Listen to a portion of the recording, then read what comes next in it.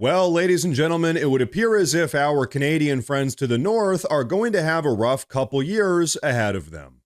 You see, as of yesterday evening, progressive Canadian politician Mark Carney has been officially elected as the Prime Minister of Canada. Now, if you've been following along with what's been going on north of the border for the last couple months, then you know exactly why this is such a catastrophic outcome for the people of Canada. You see, prior to President Trump's Liberation Day tariffs going into effect back in early April, conservative Canadian politician Pierre Poilievre was actually projected to win the election. However, the progressive left in Canada, with a little bit of help from their friends in the progressive media, were able to stoke the flames of nationalistic anti-American outrage just enough to flip the election back in their favor. And folks, the irony here is almost too much to handle. Canadian voters were convinced that voting for the Progressive Party would somehow protect Canadian sovereignty against mean old America, but now that the Progressives have won, they're going to go right back to doing what they always do: selling out their own country, bending the knee to China, and importing another couple 100,000 cheap laborers from the Third World to further destabilize Canadian society. It was one of the most obvious bait and switch strategies in modern history, and I hate to say it, but a lot of Canadian voters fell for it. The very same voters who were supposedly voting to protect Canada and make Canada strong just guaranteed that Canada will be swallowed up by Chinese interests faster than anyone thought possible. And now, folks, I've got a little video that I want you all to take a look at here, but first I want to say real quick, if you guys enjoy the daily news updates, please consider subscribing to the channel because it really does help a ton. But okay, ladies and gentlemen, take a look at this video that goes over the exit polls indicating why people voted the way they did. But David, just to show the viewers how it differs, just click on there on baby boomers. Okay, so now we're saying this is all respondents. This is just people who are boomers. What do they think is the top issue? Canada-U.S. relations. So you see one of the reasons why older people are voting for the Liberal Party. The Liberal Party is way ahead on this issue. They own it. And if you're a boomer, you're focused on it. Okay, now you wanted to contrast with... Let's talk to our friends in Gen Z. Gen Z. What do they think is the top issue? Affordability and cost of living. So when you look at... and so when you look at the differences... And that maps, sorry to interrupt, but that maps more to Poilievre's side of the equation. Absolutely. This is time for a change, voters. Right. We're seeing some of them show up in Atlantic Canada tonight in a very efficient way so far. So that contrast on what people think this election is about, whether it's about Donald Trump in the U.S. or it's about their own affordability situation and what's going on in their own homes, that's what the race is about. And once again, this is polling done as people left the polling booth today. So, ladies and gentlemen, there you have it. I wasn't lying about all of this anti-Trump, anti-American sentiment. Canada's largest voting bloc, the Boomers, voted in droves against President Trump and his tariffs, whereas younger Canadians voted more conservatively, hoping to improve their economic prospects. But okay, folks, what do you say we talk about why Mark Carney, the new Prime Minister of Canada, really is such a tragic pick? You see, rather than working with President Trump to secure our shared US-Canada border, a project that President Trump estimated would cost around $2 billion, Mark Carney decided to Trump-proof Canada to the tune of $30.9 billion instead.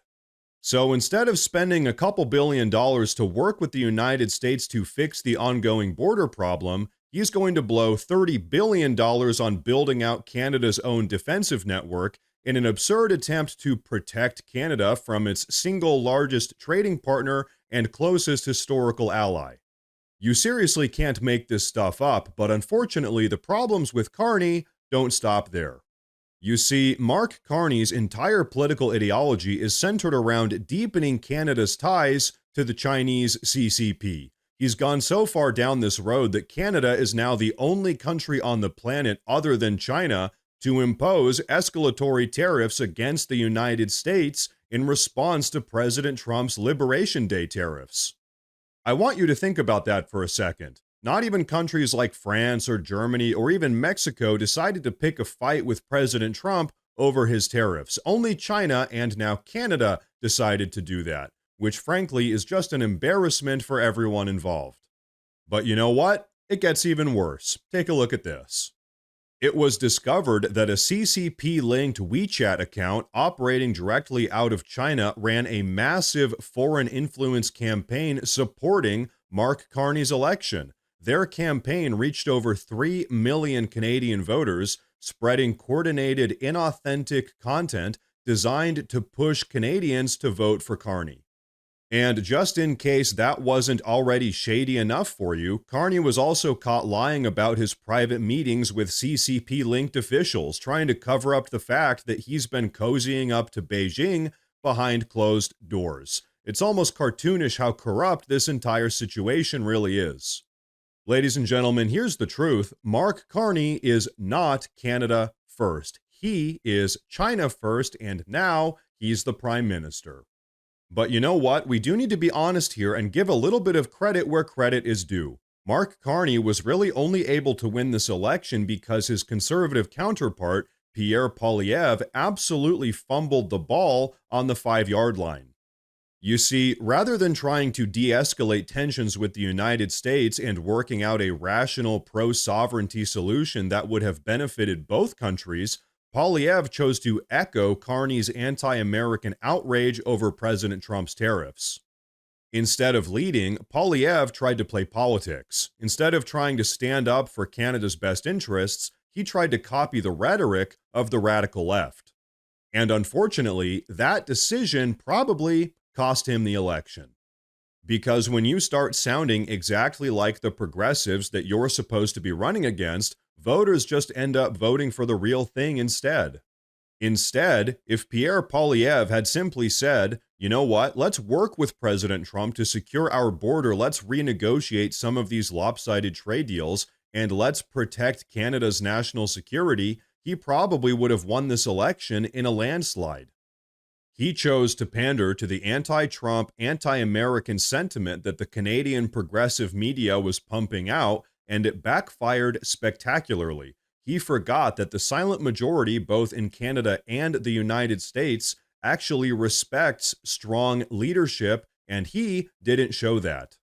So now, Canada is stuck with a prime minister who has already proven himself to be nothing more than a CCP puppet, and you know what? It really is a tragedy because the Canadian people deserve better than this. They deserve better leadership. They deserve a government that actually puts Canada first, just like we here in the United States are putting America first.